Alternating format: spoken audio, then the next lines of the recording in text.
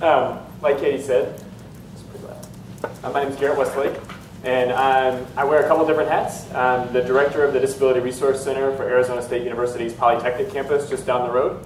I'm also an adjunct faculty member over there in a new program in the College of Technology and Innovation called Technological Entrepreneurial Management. But I think my real passion probably lies most with STEMforce Technology, which is a startup that I founded earlier this year, where we strive to make the case for disability as a catalyst. So first I just want to thank Katie for having me and Gangplank for having me. I feel a little bit like a long-time listener, first-time caller. I was introduced to Gangplank a little over a year ago. I met with Francine, one of the mentors here, early in the development stages of my project. And then I've actually brought some students through Gangplank as well. So it's a nice opportunity for me to give a chance to give back to Gangplank. So I promise not to be too academic, but I wanted to start with a little bit of a history lesson as to where some of the terminology surrounding disability comes from. So does anyone know where the term handicap originated? How that even comes to be? So handicap means quite literally hand in cap. And it got that name because originally people with disabilities were unable to work and provide for themselves, so were often begging on street corners with their cap in their hand.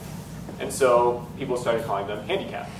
So we've theoretically evolved from that term, right? So people like me refer to handicap parking as accessible parking, and everyone's like, what's accessible parking? You mean handicap parking? To try and be less offensive, but in some ways, disability, right, sort of not or without ability, I don't think is that much better, right? So I mean, there's handicap, negative connotations, but saying that someone is without or lacking ability has some pretty negative connotations as well.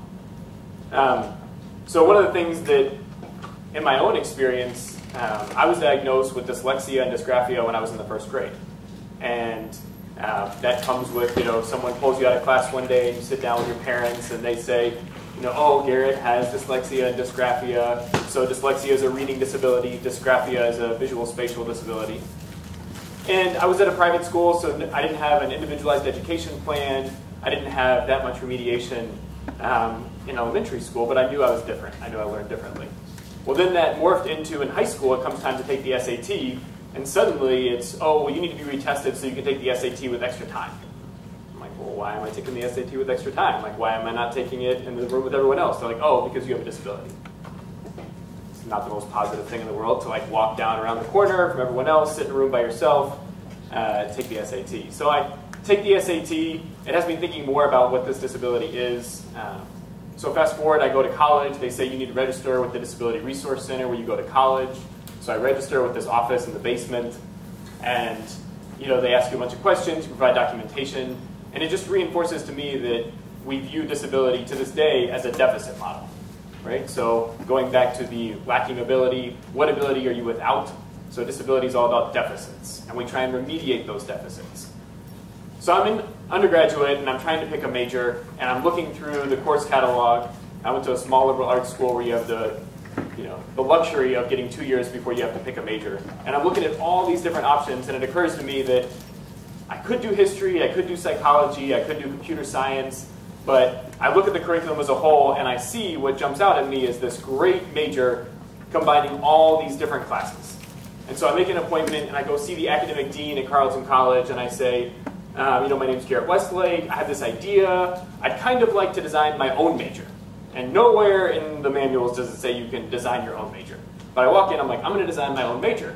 And I've picked out these classes and this is what I want to do. And instead of engaging me around the classes I picked or whether or not this was feasible, the dean just gets out this notebook and she goes, this is really interesting, Garret. And she knew that I had dyslexia and a learning disability, and she said that in all of her experience at the college, she had only ever had students approach her about designing their own majors when they had disabilities. And that I was one of a handful of students that had walked into her office and said, I see these classes all fitting together to form this major. And that we'd all had learning disabilities. So she took the time to interview me, she wanted to learn more, she was thinking one day she might write an article about it. And then at the end she was like, oh, and by the way, I think the way you put these courses together is really interesting, so we'll do it. So I called my major cognitive science. We didn't have a cognitive science major at the institution, but I was like, this looks like cognitive science other places, but I wanted to take all these specific courses. So I take these courses, and over time I begin to really get focused on what is dyslexia, beyond just it's a reading disability. So I did a senior thesis on the connectionist network's ability to model dyslexia. So what can we learn from building a connectionist network on a computer that will simulate the process of learning to read? And how do we build in that 5% of the time that network will fail to learn to read and make mistakes similar to someone with dyslexia? And if we can build that into a connectionist network, what does that teach us about dyslexia? Well, I was really excited about this. I was learning about myself. I thought this was going to lead me in the right path, so I applied to graduate school where I was going to get all the answers to these questions I had.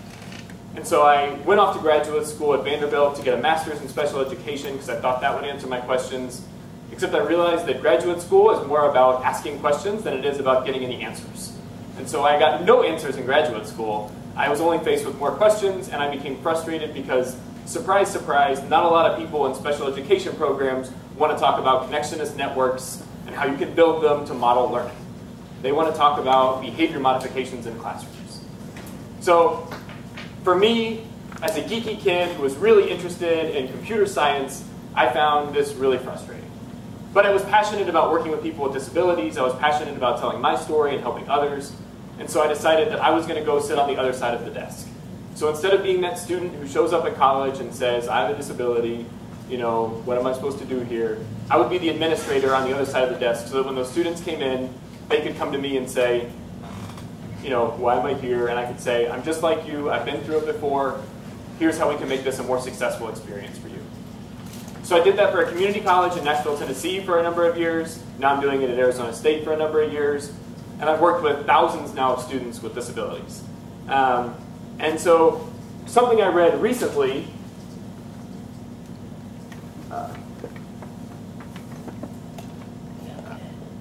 so this really started to challenge me. Something I read recently about people with dyslexia. So people with dyslexia are 4 times more likely to, and I was reading this in a book unrelated to my PhD that I'm working on in special education, unrelated to, never read this before in any of my master's work, any of my professional work. I'm reading a book about entrepreneurship. So what do you think? People with dyslexia are 4 times more likely to start a business. What else? Freelance. Freelance. Have 20 careers. Have 20 careers. Invent something. So what's interesting is that you all have a little bit of a head start to answer this question. When I present this to other folks, the answers I get are commit suicide, right? Drop out of school, live at home with their parents, right? All those types of things. If you have dyslexia, you're 4 times more likely to be a self-made millionaire, right? According to the London School of Economics, which did a longitudinal study about that, right? So the first thing I think when I read this is, I'm really underachieving, I'm not a millionaire, even though I have dyslexia. And the second thing I think is, no one, when I was in the 1st grade, came in with my parents and was like, congratulations, we have really great news. Your son is 4 times more likely to be a millionaire. We just had to tell you. And we're going to put him in this program to hone his entrepreneurial skills and to build these strengths in him so that he can be really successful in the marketplace. They bring you in and they're like, there's something wrong with your kid, he can't read. Right? And nowhere in the literature, nowhere in formal education, despite the fact that this data is out here, do we talk about that in education. And why is that? So this really started to bother me, right?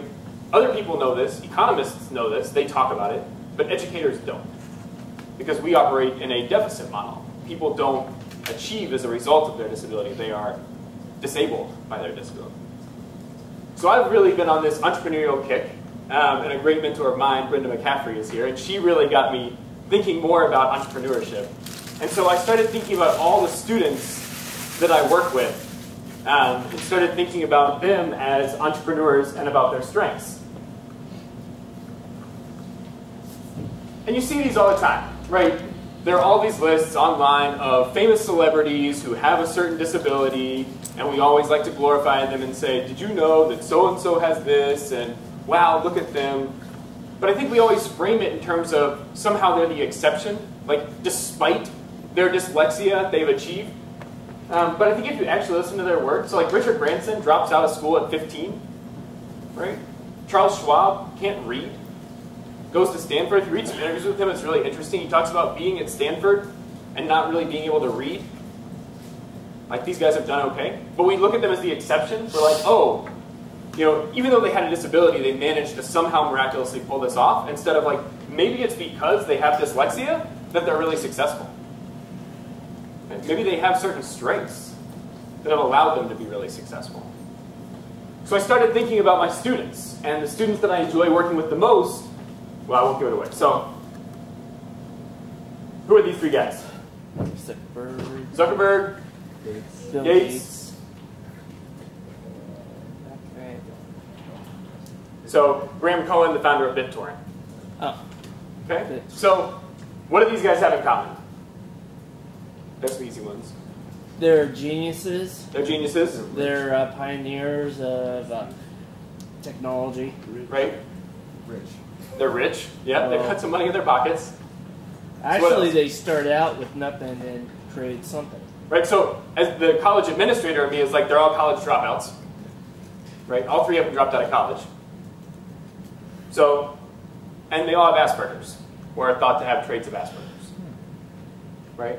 Bram Cohen speaks really honestly and openly about having Asperger's, and if you actually read some of his stuff, he talks about why that was a strength in designing Bit Torrent.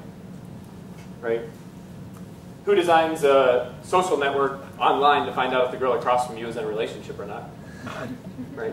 If you have trouble with interpersonal communication skills and you want to know if the girl across the hall has a boyfriend, you write some code that tells you whether or not she has a boyfriend.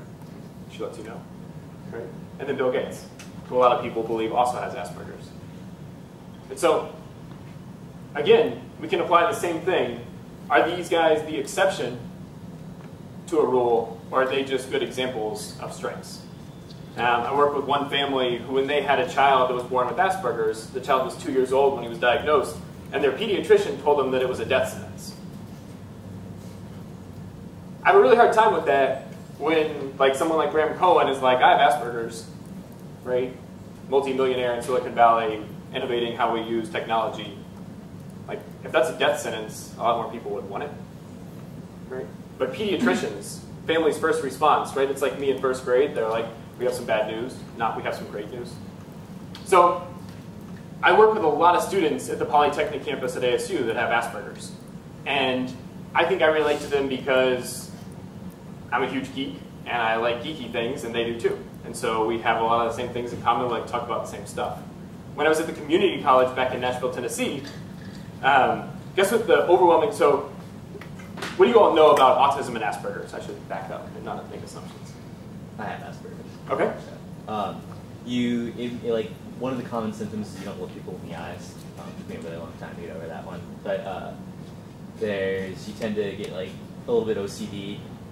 It kind of combines a lot of the symptoms of like dyslexia and OCD and other stuff, and you just kind of can be really obsessive about stuff, but it also gives you a certain amount of focus. But then other times, if you're not obsessed about it, you can't focus at all.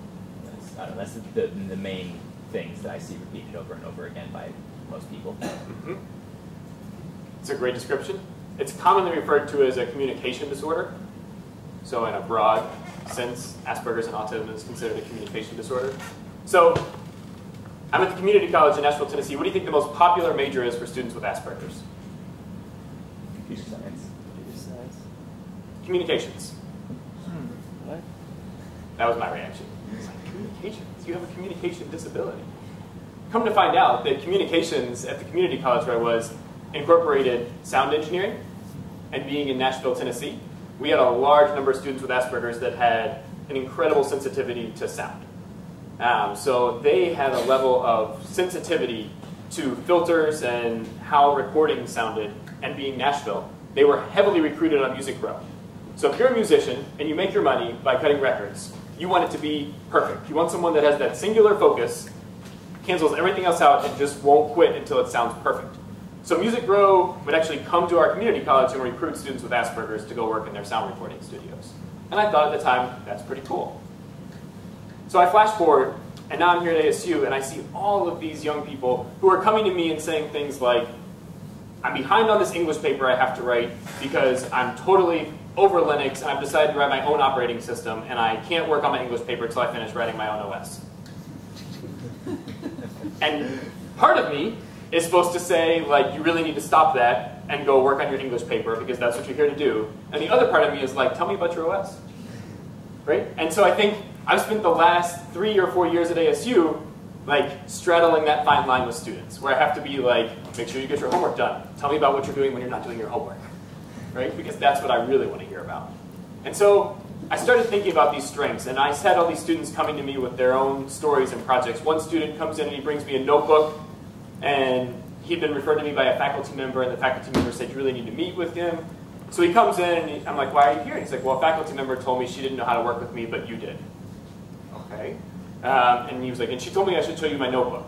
I'm like, well, what's in your notebook? And he's like, well, I just put down my ideas and things that I have.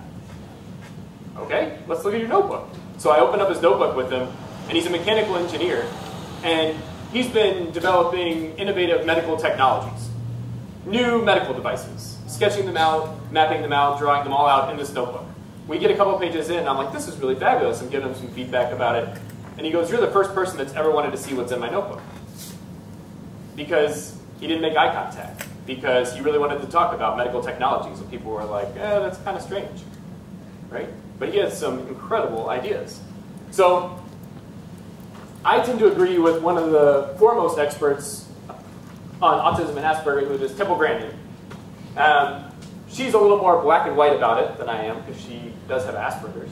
She says, it's essential that talented children labeled either high-functioning autism or Asperger's be trained in fields such as computer programming, where they can do intellectually satisfying work. She is kind of militant about the fact, Temple Grandin almost believes that everyone with Asperger's should sort of be like rounded up and like sent off to MIT and Georgia Tech and be taught computer coding. If you watch her TED Talk, it's really fascinating. But she's rebelling against a culture where parents tell stories of children who excel in one discipline and aren't allowed in gifted programs because they have an autism label. So now that we have autism and Asperger's as a label, we use it to hold people that would have before just been gifted back. Well, someone with autism can't be in a gifted program. I got a call from Columbia about a student who was excelling in math as a freshman. He was taking 5 math courses his fall term freshman year at Columbia, in addition to his typical freshman load. And at the end of that semester, he would have taken every advanced math course that Columbia offered. But he had a dorm room where he'd worked the system so that his mom could live with him because he was unable to really care for himself and live independently. And Columbia was at, like, what do we do with something like that? I had a colleague at a community college that called me and said, we have a student who got an 8 on the ACT in reading, so we don't think we're going to accept him, but he got a perfect score in math. And my personal belief is that we have a very flawed educational system where we tell someone, if you have a perfect score on the math ACT, but you're a poor reader, you can't get any further education. Right? You're cut off, right? Unless you are evenly balanced and okay at everything, then like you're not allowed to proceed. Instead of like someone that could maybe do something really cool, if we put them in touch with people that also know a little more math and structure that for them. So that's what I've taken on with STEMforce technology. So at STEMforce, what I do is I work with individuals with Asperger's and autism to help put them in touch with existing startups that need outsourced work. So I network with students all across the country that have Asperger's. And these are students that I believe are not currently in the marketplace, whose abilities aren't being tapped. So if we go back a slide, oops, back, right? Like Bram Cohen, when he dropped out of college, he went back home and lived in his mother's basement. And he spent a year without any real social contact, and he wrote Bit Torrent, right? Bill Gates drops out of college and goes to work in a garage. Right? They're operating, for the most part, in isolation. We have a lot of recruiters come to the Polytechnic campus at ASU looking for engineers. They want to find the best and the brightest engineers. And my attitude is that the best and the brightest engineers, if they're still in college, are not the ones that go to the career fair with their nicely printed resume wearing a suit and say, here I am your top talent. They're the kid who's sitting back in his dorm room writing his own OS, who could care less about showing up to the career fair. Right? So what I do is I network with all of my peers across the country in disability resource centers and say, who are your really smart kids? Right? And I don't want them to send me a resume. I want them to tell me what they enjoy doing. Right? The kid writing his own OS is another mechanical engineer. He just happens to code on the side. If I looked at him just as you're a mechanical engineer, I would not think of him for doing software work. But that's where his real passion lies. So I send out emails to folks all across the country, and I get to fly to different universities and meet with really cool students. So a month ago, I went to Georgia Tech, because Georgia Tech seems to have a fair number of engineers. Right? So I work with their Disability Resource Center, and I work with their faculty in computer science, and I say, who are your kids that relate to having Asperger's? And I took a bunch of them to lunch. And I had this really great conversation with one young woman, and I asked her what really bothers her, like what really irks you. And I'm thinking she might say something like large crowds, fluorescent lights, too much homework. And she stops for a minute and she goes, what really bothers me are the poor algorithms currently used to level international currency markets. I'm like, tell me more. So she goes on to talk about the curriculum, or the algorithms that she's working on. Because right now, the way that they level international currency markets is so slow and in such a roundabout way that there's more efficient math. And she acknowledges, she's smart. She's a computer science math double major. She acknowledges that there's money to be made in those algorithms, but what really gets her going about it is the poor math, and just how upsetting it is that people would use poor math. Right? So we had this great conversation about that. And as a result, she talked about my own project, like STEMforce, and was like, I see lots of incoming and outgoing data for your project. You're going to need a way to place students with the right talents, with the right employers, and those are some interesting data streams. I'd like to build that out for you. It's like, okay, you have a job. Right? So now Katie's working for me, building STEMforce site, and also working on her algorithms, which I'm paying her to do too, to work on her algorithms for international currency trading.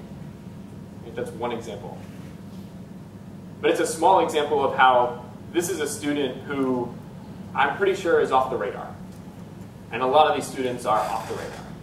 So what I'm hoping to do is, whether it be small projects, because when I was at Georgia Tech too, and I met with computer science faculty, their venture catalyst site at Georgia Tech, similar to ASU's SkySong Center, said we have so many teams that need development work. We cannot get our hands on enough coders. We get bombarded with requests.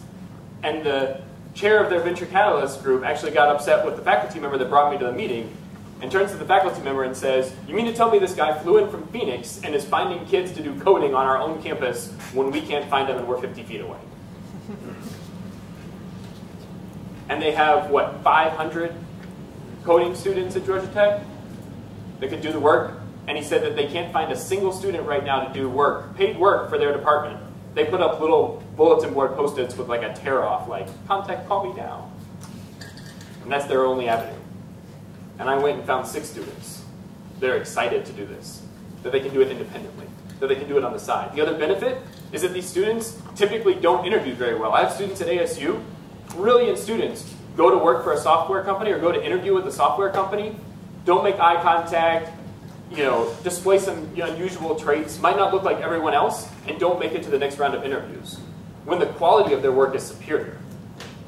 So what my company does is allows those students an opportunity. I go out and find companies that need outsource work, and then I find students, and the students have the ability to show their worth and do their work.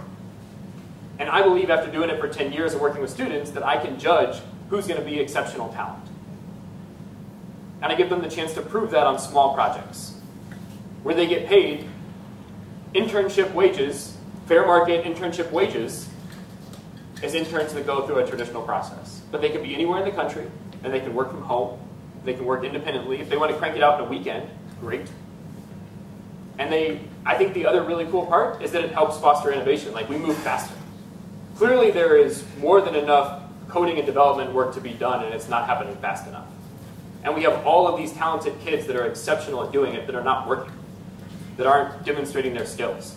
We have Bram Cohen sitting in his basement, right? So on the good days, I think what I'm really doing is offering other startups and companies access to folks like Bram Cohen and Bill Gates before they write their next big thing. These are the same guys that were in college and struggling. And And I'm trying to find ways to keep students engaged in school and offer them pathways to success. So my hope is that they do a small outsource job for someone, and those folks are like, hey, this kid did some really great work. In about a year, we're going to be looking to expand and bring a third person on. And guess what? That student's going to graduate in a year. And now that student has avoided the awkward process of interviewing and trying to get their foot in the door because their work stands alone. Or maybe when they do graduate, they want to apply for that next job, but they've been working for STEMforce Technology for a year, and they have some projects under their belt. And they can say, well, this is the app I've written, and I worked on this OS, and I've done these things, and this is my skill set, this is my repertoire. And they go stronger into a job interview. So that's the part that I love, is I love more than anything just getting to hear the ideas that these individuals have that I think are missing, or that in a large way are missing. So that's the techie part of what STEMforce does, and we've also taken on much more of a social role. We're definitely a for-profit company, because my response to groups, autism and advocacy groups that say, well, why aren't you a not-for-profit? Like, people would love to donate money to something like that. How great. Is there's a big difference between walking into a conversation with a group of engineers from Georgia Tech or MIT and saying, I'm here to offer you guys jobs, and walking in and saying, you know, I'm a charitable organization and people give me money because they feel sorry for you and they think that there's no way that we could possibly be profitable unless we took donations. Like, to the students, I say the goal of STEMforce Technology in some sense is like world domination, right? Like, some seriously smart dudes. Like, what if they all worked at the same company? What if they worked at a company that understood how to create cultures and environments that were supportive for people that didn't have the best social skills? What if instead of being the outcast in the office who was the best coder but sat by himself, you had a whole team of people where you built a community around them where they felt supported? How much more successful would that company be? So hopefully we get there one day. And to help make that happen, STEMforce also has a coaching program. So we coach high school students and we coach early entry college students with Asperger's. So we work with them and their families to help prepare them for the transition to college, the challenges they'll face, and how to get involved and engaged on campus. So that those high school kids who maybe have a perfect ACT math score and an 8 on the ACT or an 8 on the reading ACT have some other options as well. So we try and place them with internships. Maybe there's a group that's looking for someone that understands algorithms and could care less whether or not they can read, right? If they can crank out some data for them, that person could get a really cool internship with a startup company and be very successful and contribute, instead of now trying to apply for disability, right? Because they can't get into school and they can't get a job and they have no work experience and they have autism. So the recommendation is that they get put on disability when they're probably better at math than all of us in this room. Right?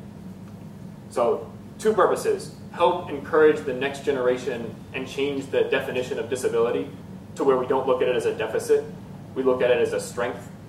Like, these people that own exceptional talents in certain disciplines, share that with high school students so that they feel empowered to then take the next steps, and then define that talent currently in school and place it with companies that need the help and assistance to bring innovation around faster.